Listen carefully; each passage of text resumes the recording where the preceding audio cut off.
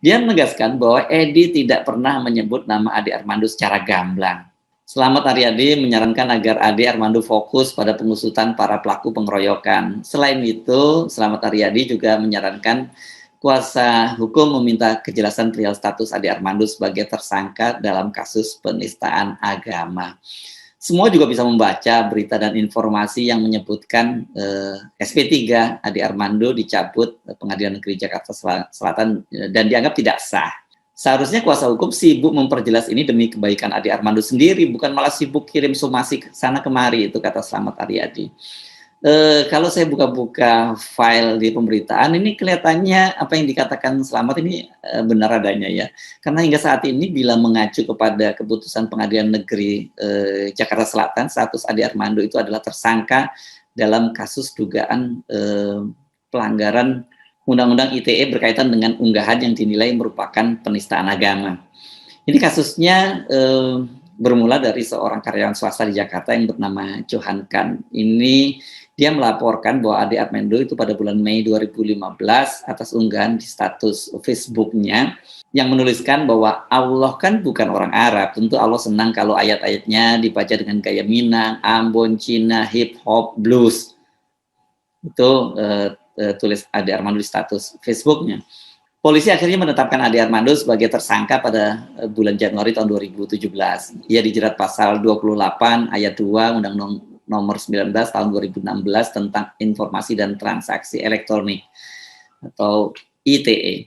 Namun pada 21 Februari ini, jadi kira-kira ya 1 bulan berselang lah, Direktur Reskrimsus Polda Metro Jaya menyatakan bahwa kasus Ade Armando telah dihentikan. Polisi beralasan penerbitan SP3 ini, SP3 surat perintah penghentian penyidikan ya, itu dilakukan lantaran tidak ditemukan unsur pidana pada perkara tersebut. Tak puas dengan keputusan Polda Metro Jaya, Johan Kan kemudian menggugat ke Pengadilan Negeri Jakarta Selatan. Nah, pada bulan September 2017, Hakim Tunggal Aris Bawono Langgeng memutuskan penerbitan SP3 atas dugaan pelanggaran Undang-Undang Informasi dan Transaksi Elektronik atau Undang-Undang ITE atas Ade Armando itu tidak sah. Dengan begitu status Ade Armando kembali menjadi tersangka. Nah, walaupun sudah berstatus tersangka, sampai sekarang lebih dari 4 tahun berselang kasus Ade belum diproses dan dibawa ke pengadilan.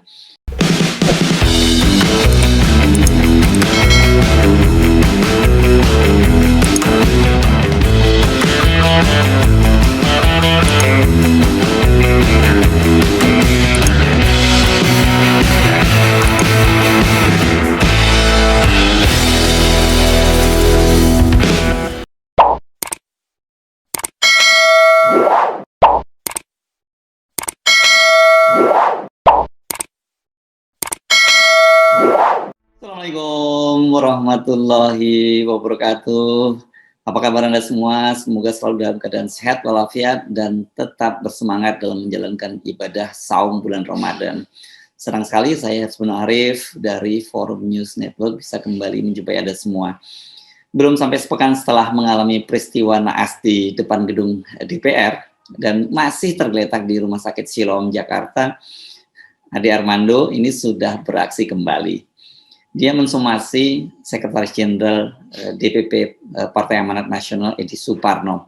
Ini somasi dilayangkan karena cuitan Edi Suparno di Twitternya dianggap mencemarkan nama baik dari Ade Armando. Tentu saja bukan Ade langsung yang mensomasi Edi Suparno, tapi melalui pengacaranya. Nih, salah satu pengacaranya ini adalah Mu'annas Alaidit. Ini kalau nggak salah dulu ini politisi dari PSI ya, seingat saya ya. Dia mensomasi Sekjen Partai Amanat Nasional ini karena keberatan dengan cuitan Edi di Twitternya. Somasi itu ternyata sudah dilayangkan pada tanggal 14 April tahun 2022 yang lalu. Jadi beberapa hari yang lalu ya. Sekarang tanggal 18, jadi 4 hari yang lalu.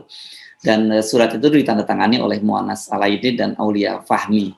Ini terdapat 4 poin yang disampaikan. Ini pertama, bahwa Ade Armando tidak pernah dinyatakan sebagai dalam kurung berstatus tersangka dari pihak kepolisian terkait laporan dugaan penistaan agama. Laporan tersebut katanya sudah dinyatakan SP3 oleh Polda Metro Jaya.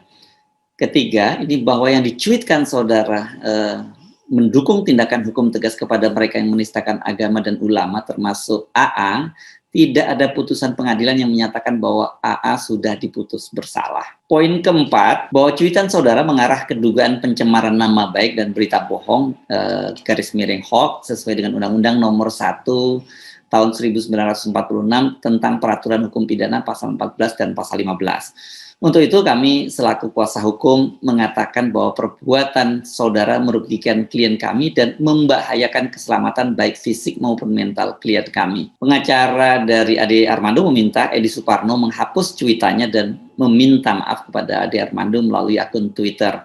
Dan mereka ini memberikan waktu 3 kali 24 jam kepada Edi Suparno untuk menjawab somasi. Bila dalam kurun waktu tersebut tidak ada etikat baik, mereka berencana melayangkan gugatan pidana dan perdata kepada Edi. Ya, ini kalau kita hitung berarti memang sudah lebih dari 3 kali 24 jam dan kabarnya sih mereka hari ini, hari Senin itu akan melaporkan Edi Suparno ke Polda Metro Jaya. Apa sih sesungguhnya cuitan dari Edi Suparno sehingga Ade Armando sampai bertindak cepat ini tanpa perlu menunggu dia lebih sehat dulu, keluar dari rumah sakit dulu, kemudian ditelaah kasusnya. Rupanya dianggap ini cukup serius sekali ya, sehingga mereka bergerak cepat. Jadi bunyinya Twitternya yang diunggah oleh akun @edi_suparno ini pada tanggal 12 April ya. Saya mendukung pengusutan dan tindakan hukum kepada pelaku kekerasan terhadap AA. Tapi saya juga mendukung tindakan hukum yang tegas kepada mereka yang menistakan agama dan ulama, termasuk AA. Itu cuitan dari Edi Suparno. Menanggapi somasi yang disampaikan oleh Ade Armando, DPP Partai Amanat Nasional itu langsung pasang badan. Ini saya kutip dari CNN ya. Ketum dan sekjen adalah simbol dan kehormatan partai. Jika ada tuduhan terhadap mereka berarti berurusan dengan lembaga dan bukan lagi individu. Kami di PAN akan merespon dengan tindakan yang terukur, bermartabat, dan dalam koridor hukum yang berlaku. Itu statement dari Wakil Sekjen Slamet Aryadi. Slamet menilai somasi yang dilayangkan oleh Ade Armando ini, oleh pengacara Ade Armando ini salah alamat. Menurut dia, Ade Armando dan kuasa hukumnya hanya menyimpulkan sendiri cuitan Edi dengan menganggap inisial AA sebagai Ade Armando. Ini memang bahasa hukum ya. Anda mungkin boleh protes ya. Dengan lihat konteksnya inisial AA itu orang akan tahu belaka bahwa itu Ade Armando. Tapi dalam bahasa hukum itu bisa berbeda loh ya. Dia menegaskan bahwa Edi tidak pernah menyebut nama Ade Armando secara gamblang. Slamet Aryadi menyarankan agar Ade Armando fokus pada pengusutan para pelaku pengeroyokan. Selain itu, Slamet Aryadi juga menyarankan kuasa hukum meminta kejelasan perihal status Ade Armando sebagai tersangka dalam kasus penistaan agama. Semua juga bisa membaca berita dan informasi yang menyebutkan SP3 Ade Armando dicabut Pengadilan Negeri Jakarta Selatan dan dianggap tidak sah. Seharusnya kuasa hukum sibuk memperjelas ini demi kebaikan Ade Armando sendiri, bukan malah sibuk kirim somasi ke sana kemari, itu kata Slamet Aryadi. Kalau saya buka-buka file di pemberitaan, ini kelihatannya apa yang dikatakan Slamet ini benar adanya ya. Karena hingga saat ini bila mengacu kepada keputusan Pengadilan Negeri Jakarta Selatan, status Ade Armando itu adalah tersangka dalam kasus dugaan pelanggaran Undang-Undang ITE berkaitan dengan unggahan yang dinilai merupakan penistaan agama. Ini kasusnya bermula dari seorang karyawan swasta di Jakarta yang bernama Johan Kan. Ini dia melaporkan bahwa Ade Armando itu pada bulan Mei 2015 atas unggahan di status Facebook-nya yang menuliskan bahwa Allah kan bukan orang Arab. Tentu Allah senang kalau ayat-ayatnya dibaca dengan gaya Minang, Ambon, Cina, hip hop, blues. Itu tulis Ade Armando di status Facebook-nya. Polisi akhirnya menetapkan Ade Armando sebagai tersangka pada bulan Januari tahun 2017. Ia dijerat pasal 28 ayat 2 Undang-Undang Nomor 19 tahun 2016 tentang informasi dan transaksi elektronik atau ITE. Namun pada 21 Februari ini, jadi kira-kira ya 1 bulan berselang lah, Direktur Reskrimsus Polda Metro Jaya menyatakan bahwa kasus Ade Armando telah dihentikan. Polisi beralasan penerbitan SP3 ini, SP3 surat perintah penghentian penyidikan ya, itu dilakukan lantaran tidak ditemukan unsur pidana pada perkara tersebut.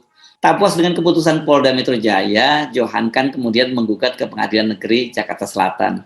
Nah, pada bulan September 2017, Hakim Tunggal Aris Bawono Langgeng memutuskan penerbitan SP3 atas dugaan pelanggaran Undang-Undang Informasi dan Transaksi Elektronik atau Undang-Undang ITE atas Ade Armando itu tidak sah. Dengan begitu status Ade Armando kembali menjadi tersangka.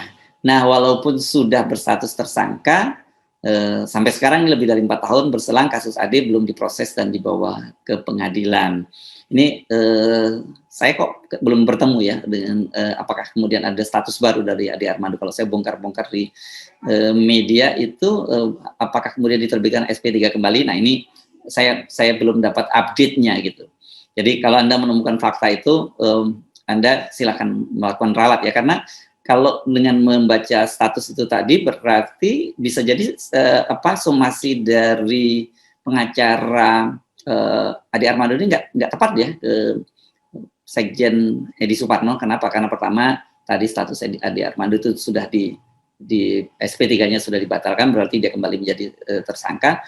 Dan kedua, memang disebutkan bahwa dia tidak menyebut langsung nama Ade Armando, tetapi menjadi nama AA saja. Selain Sekjen PAN Edi Suparno, peristiwa pengeroyokan Ade Armando ini juga menyeret seorang profesor dari Universitas Gadjah Mada bernama Profesor Karnawijaya. Guru besar ilmu kimia di Fakultas di Fakultas MIPA UGM itu dibully di media sosial, bahkan juga didoxing karena unggahannya di Facebook berkaitan dengan peristiwa pengeroyokan Ade Armando. Yang nemu celananya jangan lupa dikembalikan ya, mau dipakai ngajar, itu kata Karnawijaya dalam unggahannya, itu yang viral di media sosial. Unggahan yang sudah dihapus itu rupanya sempat di capture, di screenshot, dan kemudian disebarkan di dunia maya. Nah, tadi saya sebut selain dibully, Profesor Karnawijaya ini juga menjadi korban doxing. Ini data-data pribadinya dibongkar di media sosial. Karena juga disebutkan sebagai sebagai kelompok radikal, dan yang cukup berat disebutkan bahwa orang tuanya itu terlibat dalam Negara Islam Indonesia (NII). Ini berkaitan DI, TI, NII atau Negara Islam Indonesia. Nah, hari Senin ini tadi ini karena kasus itu karena sudah diperiksa oleh Dewan Kehormatan berkaitan dengan pelanggaran kode etik. Namun keputusannya dia tetap diperkenankan mengajar. Nah, menghadapi kasus yang menimpanya ini, kemudian Profesor Karna berencana akan melaporkan kasusnya ke polisi. Dia menyatakan statusnya itu hanya untuk bercanda, sama seperti dia menyoroti fenomena sosial lainnya. Memang di akun Facebooknya dia banyak sekali menyoroti berbagai peristiwa fenomena sosial. Salah satunya yang saya kira paling sedang hit kalau di Jogja ini ya ini klitih, ini anak-anak muda yang kemudian melakukan kejahatan di jalanan. Bagaimanapun kasus Ade ini memang menjadi salah satu peristiwa yang banyak menyita perhatian publik ya dalam setidaknya sepekan terakhir ini. Kalau kita amati pemberitaan di media dan perbincangan di media sosial ini bahkan mengalahkan aksi unjuk rasa mahasiswa yang berlangsung secara masif di seluruh Indonesia. Bayangkan, ada satu peristiwa seorang Ade Armando itu bisa mengalahkan unjuk rasa yang terjadi di berbagai daerah sampai kota-kota kecil di seluruh Indonesia. Ini menunjukkan betapa publik sangat menaruh perhatian terhadap peristiwa yang menimpa Ade Armando. Dibicarakan di mana-mana, bahkan kemudian menjadi trending topik berhari-hari. Ada yang membicarakannya secara serius, tapi saya lihat banyak juga yang menjadikannya bahan candaan atau dalam bahasa Pak Profesor tadi sebagai guyonan saja. Kalau semua mau dipersoalkan oleh Ade Armando atau pengacaranya, dipastikan mereka tak akan punya cukup waktu dan cukup tenaga ya untuk melayaninya. Ini banyak sekali seperti air bah. Ini memang fenomena di era digital itu. Nah, apakah sebenarnya tidak lebih baik kalau Ade Armando itu fokus pada penanganan kesehatan yang mengalami luka sangat serius? Sebagaimana dikatakan oleh juru bicara keluarga Nong Darul Mahmada, Ade itu kan sempat muntah darah dan mengalami pendarahan di kepala. Ini kalau benturan di kepala ini memang dampaknya cukup serius. Jadi memang perlu penanganan yang hati-hati juga dan perlu keseriusan dan kesabaran. Dan biasanya kalau orang yang mengalami trauma di kepala yang berat itu memang tidak boleh diajak mikir yang berat-berat gitu, apalagi kemudian berperkara dengan orang lain, apalagi kalau nanti kemudian perkaranya bergulir ke pengadilan, dia harus datangkan menjadi saksi, kan ini saya kira cukup berat lah buat Ade Armando. Dan menurut saya di luar itu yang jauh lebih penting itu sebenarnya bukan kita sekarang kemudian mencari-cari kesalahan, kemudian mengintai kembali kesalahan masing-masing. Saya kira mestinya hal semacam itu kita sudahi ya. Kita harusnya mulai sama-sama menangani persoalan serius yang mengakibatkan terjadinya penganiayaan terhadap Ade Armando, yakni terjadinya pembelahan masyarakat yang kemudian memunculkan sebagai prasangka, antipati, kemudian sikap bermusuhan dan yang tadi itu berwujud pada aksi kekerasan terhadap Ade Armando. Kasus Ade ini saya menyebutnya sebagai salah satu gejala atau simptom dari penyakit masyarakat kita yang lebih serius, yakni pembelahan. Bila tidak sama-sama kita bereskan persoalan utamanya, ini penyakit utamanya, maka peristiwa buruk yang dialami Ade Armando itu bisa kembali berulang, bahkan mungkin dalam skala yang jauh lebih besar. Dan itu tidak hanya terjadi pada para buzzer mendukung pemerintah, tapi bisa juga terjadi pada sebaliknya, pada kelompok oposisi. Jadi saya sih menyarankan agar peristiwa semacam ini tidak perlu kita perpanjang gitu, kemudian kita cari-cari kesalahan. Kita sepakat bahwa kita tentu saja mengutuk peristiwa kekerasan semacam ini tidak boleh dilakukan kepada siapapun, bukan hanya pada Ade Armando, kepada para buzzer dan lain-lain. Tapi semua warga Indonesia tidak boleh mengalami peristiwa seperti yang dialami oleh Ade Armando, karena ini menurut saya peristiwa ini juga melawan hak asasi manusia ya, bertentangan dengan masalah-masalah kemanusiaan. Bagaimana seorang figur yang cukup sebenarnya terhormat ya pada Ade Armando, seorang pengajar dengan gelar akademis yang mentereng, S3, doktor gitu, kemudian dipermalukan, ditelanjangi di depan umum, dan auratnya kemudian menyebar kemana-mana, bukan hanya di Indonesia tapi seluruh dunia. Ini menurut saya tidak boleh terjadi lagi. Saya Sunarif dari Forum News Network. Sampai jumpa lagi. Wassalamualaikum warahmatullahi wabarakatuh.